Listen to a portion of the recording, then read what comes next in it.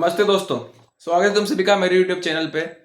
पिछला यार 2 वीडियो तो ब्लॉगिंग पर भी मैं अपलोड किया था। एजुकेशनल वीडियो ऐसा कुछ जो बनाता हूँ मैं वैसा वीडियो अपलोड नहीं कर पाया। तो आज वीडियो स्टार्ट करते हैं। जैसे कि ब्लॉग में ही बोला था मैं कि इसमें कल जो बनाया था उसमें कि फिजिक्स का कुछ इंपॉर्टेंट क्वेश्चन जो बताया था नेक्स्ट पार्ट के लिए पूछा था रोहन। तो भैया नेक्स्ट पार्ट कब आ रहा है, तो वही नेक्स्ट पार्ट इसमें बताते हैं।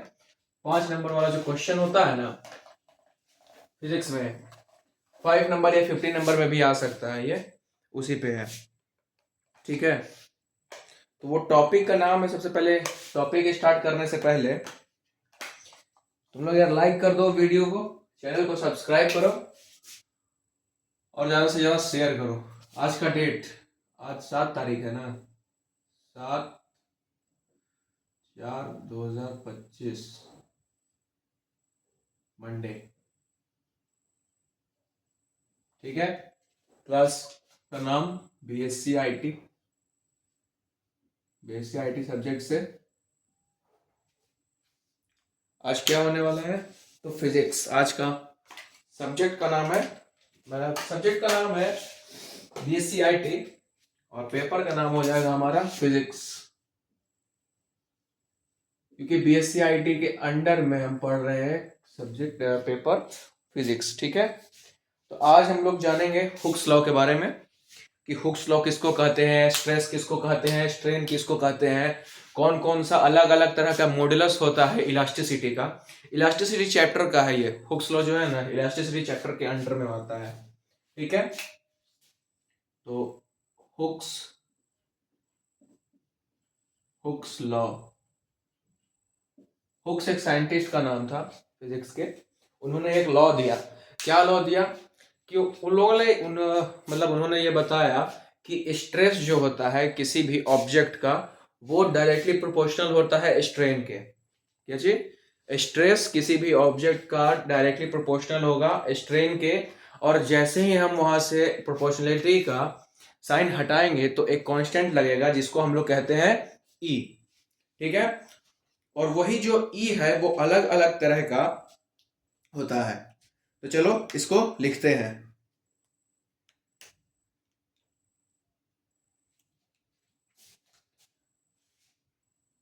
डेफिनेशन,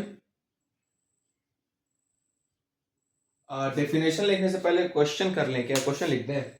किस तरह का क्वेश्चन, क्वेश्चन देखो क्वेश्चन इस तरह से आता है इस पे, define Hooke's law and name the all four modulus of elasticity या और different types of coefficients of it. ठीक है, क्या था, डिफाइन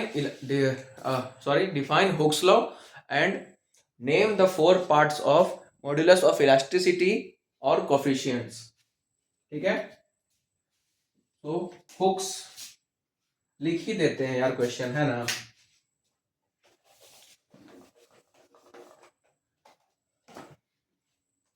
किस तरह का क्वेश्चन है, क्वेश्चन आता है हुक्स लॉ से, डिफाइन हुक्स लॉ।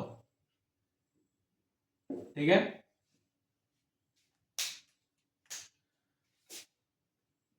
तो it is a principal,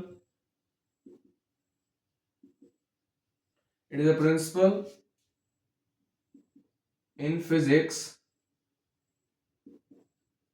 which shows the relationship between the force exerted on an object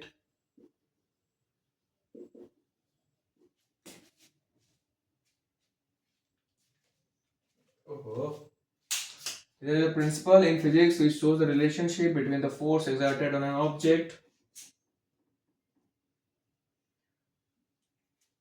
by strain। मतलब it means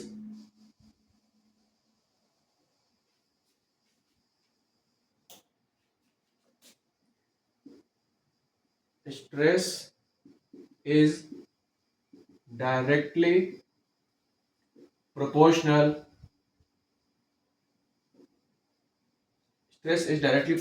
टू स्ट्रेन। ठीक है,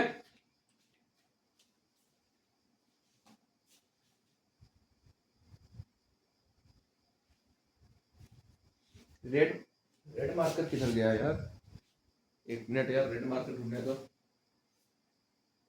रेड मार्कर, अच्छा नहीं इधर लगता है, चलो ब्लैक से ही लिख देते हैं। तो क्या कह रहा है ये, क्या कह के गए बुक, स्ट्रेस जो है वो डायरेक्टली प्रोपोर्शनल है स्ट्रेन के। Whenever the proportionality sign is removed from any of the given equation in physics, a constant is taken right hand side from the equal sign. So here a stress is equal to, we should have to remove the proportionality sign and a constant come along with E, which is known as E into strain. Now stress upon strain is equals to E. What is E here? E is an coefficient of elasticity. Okay, here E is equal to coefficient of elasticity. Okay, so in this video you have known that what is Hooke's law, what is Hooke's law, what is the coefficient of elasticity, what is a stress, what is a strain. A stress means that force exerted on an object upon per unit area is called stress. What is stress? The force exerted on an object per unit area is known as stress. Okay, this is the formula of stress. Now the next part, अगला क्या है, अगला हम लोगों को पढ़ना है क्या क्या जानना है, अलग अलग तरह के कोफिशिएंट और मॉड्यूलस इलास्टिसिटी के। ये जो है ना, ये अभी जो पता है कोफिशिएंट, ये जो कोफिशिएंट है वो टोटल 4 तरह के कोफिशिएंट होते हैं इलास्टिसिटी में। चारों है Young modulus, bulk modulus, Poisson's ratio और शियर मॉडुलस ऑफ इलास्टिसिटी या रिजिडिटी। ये कोफिशिएंट जो है ये 4 तरह का होता है। पता नहीं क्यों मेरे जो सर थे वो पहले तो 3 बताए कि पहले 3 होते हैं, तीनों के बारे में लिखवाया, फिर उसके बाद फिर बोले कि एक और अलग से ऐड होगा, इसको ऐड कर लेना। हर बार अगर हम YouTube पे भी वीडियो देखते हैं ना, उसमें भी यही बताता है पहले 3 प्रोपोर्शनलिटी नहीं, पहले 3 कोफिशिएंट ऑफ इलास्टिसिटी बता देगा और फिर उसके बाद एक और एक्स्ट्रा ऐड कर देगा साइड से। तो हम क्या करते हैं कि चारों एक ही साथ बता देते हैं। ये हो गया डिफाइन हुक्स लॉ। 5 नंबर का क्वेश्चन है या फिर 15 नंबर का क्वेश्चन में ये आ सकता है। ठीक है, हुक्स लॉ हो गया। चलो आगे बढ़ते हैं। अब ध्यान देना यार, अच्छे से पढ़ो, ये सब बहुत जरूरी चीज है। Now types of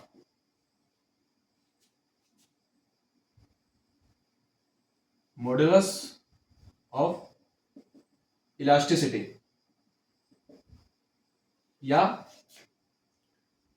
coefficients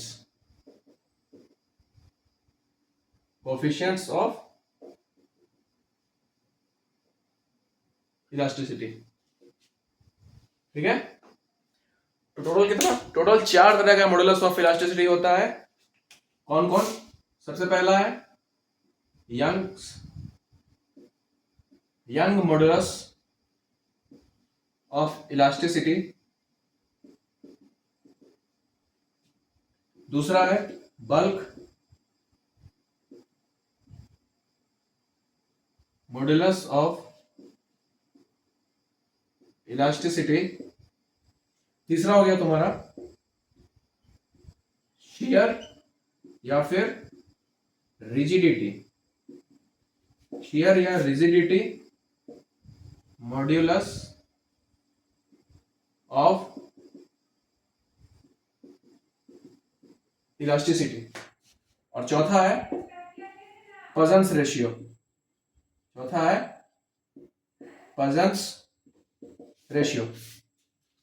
okay, हाँ तो चार तरह का यार मॉडुलस ऑफ इलास्टिसिटी या कोफिशिएंट ऑफ इलास्टिसिटी होता है। कौन कौन सा? यंग, बल्क, शियर या पजन्स रेशियो। ठीक है, इन सब का साइन भी बता देता हूं।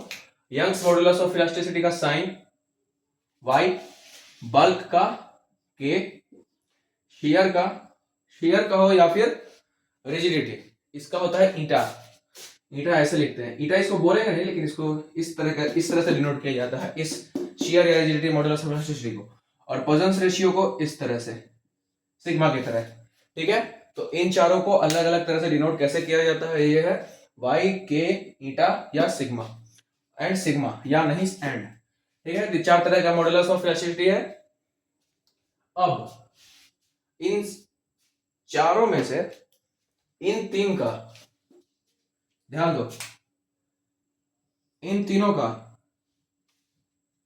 अब भाई एक यूनिट है ये। ठीक है, तो मतलब ये एक एक्सप्रेशन देगा तो उसका तो यूनिट होगा ना। इसका यूनिट जैसे फोर्स का हो गया तुम्हारा न्यूटन, तो इसका क्या होगा? इसका भी एक यूनिट होगा इन तीनों का। तो इन तीनों का यूनिट है पास्कल। क्या कहते हैं उसको? Pascal, PASCAL, pascal.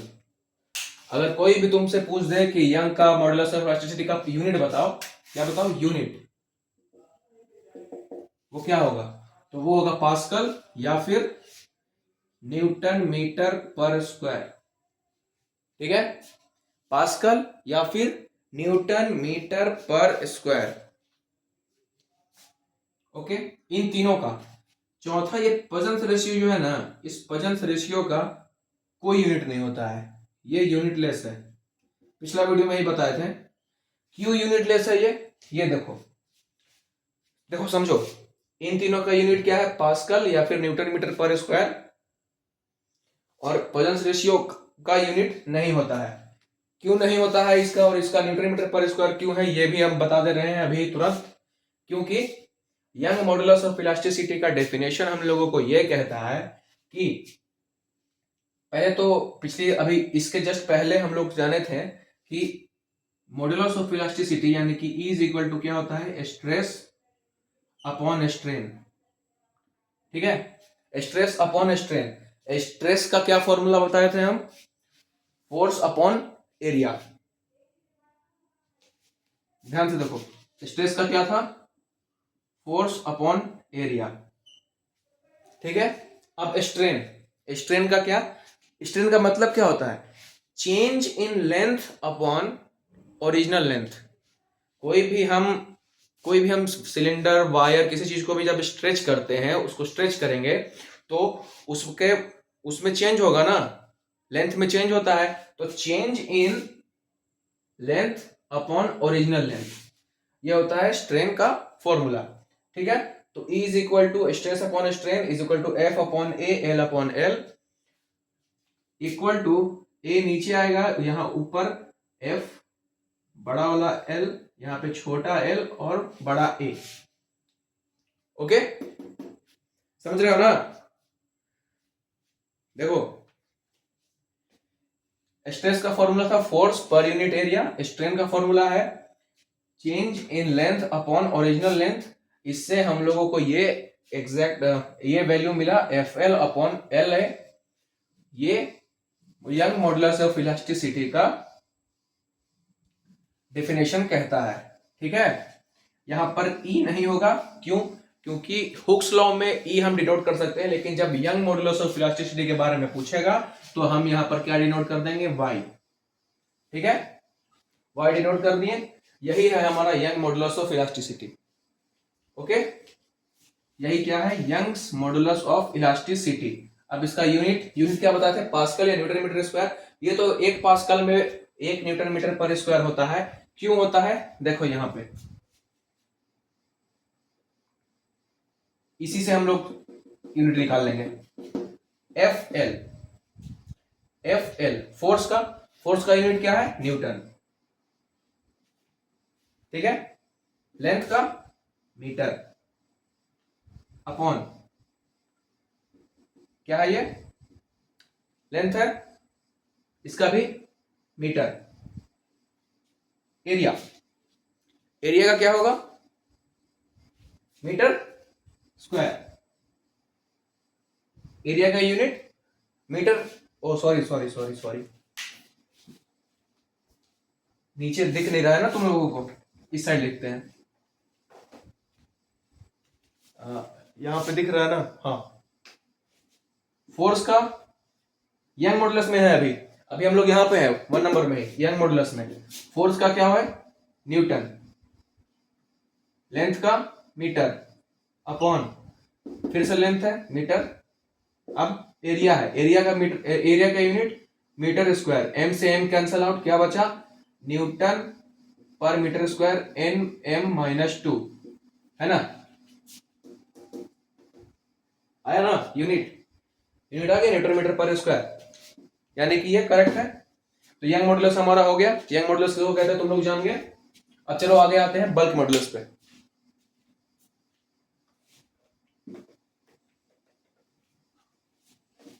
Young modulus हो गया, अब बल्क मॉडुलस, ठीक है। ध्यान देते रहो एकदम। यहां पे बच गया बल्क मॉडुलस ऑफ इलास्टिसिटी। इसको कैसे डिनोट करते हैं? कैसे? चलो, K इज इक्वल टू, ये क्या है? मॉडुलस ऑफ इलास्टिसिटी, यानी कि स्ट्रेस अपॉन स्ट्रेन होगा। Stress upon strain. अब इसमें देखो, स्ट्रेस का तो भाई, स्ट्रेस का क्या फॉर्मूला है? Force per unit area upon strain. यहां पर लेंथ में होता है, ठीक है। यंग मॉडुलस में लेंथ में चेंज होता है, और बल्क मॉडुलस में वॉल्यूम में चेंज होता है। किसमें? वॉल्यूम में। तो change in volume upon change in volume into upon original volume. Change in volume छोटा v से डिनोट किए हैं, और ओरिजिनल वैल्यू को बड़ा V से, ठीक है। तो ये है हमारा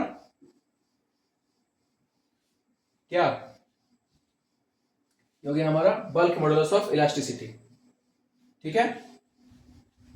इसका भी यूनिट क्या होता है? पास्कल या न्यूटन मीटर पर स्क्वायर। ओके, अब आते हैं अगला शियर। तो शियर में भी स्ट्रेस और स्ट्रेन होगा ही होगा। शियर को या फिर रिजिडिटी कहते हैं, या फिर शियर को रिजिडिटी भी कहते हैं, और शियर भी तो कहते ही हैं, मॉडुलस ऑफ इलास्टिसिटी, ठीक है। इसमें भी वही है। इसमें क्या होता है कि इसमें लेंथ चेंज होता है, किसकी तरह? यंग मॉडुलस की तरह ही। शियर को किसे डिनोट करते हैं? ईटा से।